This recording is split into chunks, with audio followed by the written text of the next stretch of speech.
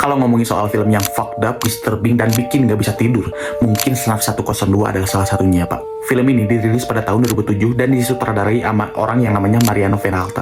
Film ini bakalan ngebawa lo jauh dari yang namanya moralitas manusia.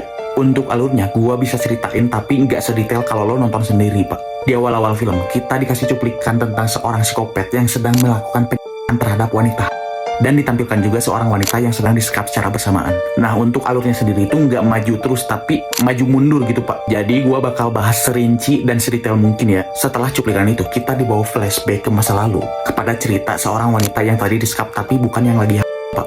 Nah, karena di film ini semua karakternya tuh nggak dikasih nama, kita bakalan panggil wanita ini dengan nama aslinya aja, Pak, yaitu Yamila Greco.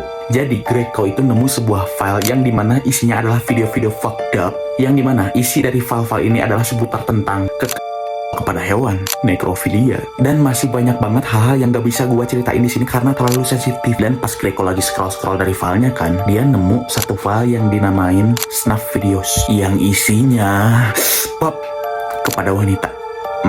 Dan Greco setelah ngecek beberapa folder di file tersebut, Greco memutuskan untuk memulai investigasinya mengenai siapa sih yang bikin video-video ini. Dan investigasi pencarian psikopat pun dimulai. Greco nemuin satu alamat yang dimana alamat tersebut adalah alamat seorang narasumber yang mau dia wawancarain. Dan ketika diwawancarain, narasumber ini tuh membicarakan hal-hal yang mengindikasikan bahwa dia tuh adalah psikopat tersebut. Dan setelah itu, scene dibawa flashback ke seorang wanita pecanduy yang sedang Yap, wanita ini adalah orang yang disekap pertama kali di film ini. Setelah itu, scene dibawa maju lagi ke masa sekarang, yang dimana wanita ini udah diculik dan disekap, dan dikasih nama Snaf 100. Dan scene selanjutnya dibawa lagi flashback ke seorang wanita pemeran video yang dimana wanita ini adalah pecandu narkoba juga. Dan lagi-lagi, scene dibawa lagi ke masa sekarang, yang dimana wanita ini udah diculik dan dikasih nama Snaf 101. Nah, jadi korban yang baru kekumpul sekarang tuh ada dua, si wanita alias Snaf 100 dan wanita pemeran video dewa alias Snaf 101.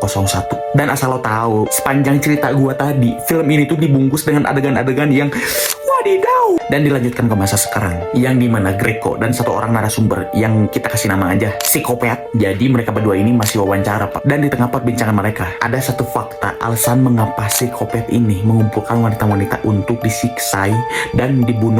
Alasannya adalah karena si psikopat ini menganggap kalau wanita itu adalah sebuah objek dalam tanda kutip sakit. Nah, karena ini udah kepanjangan, setuju gak kalau gua bikin part 2 tentang alur film ini? Tulis di komen ya.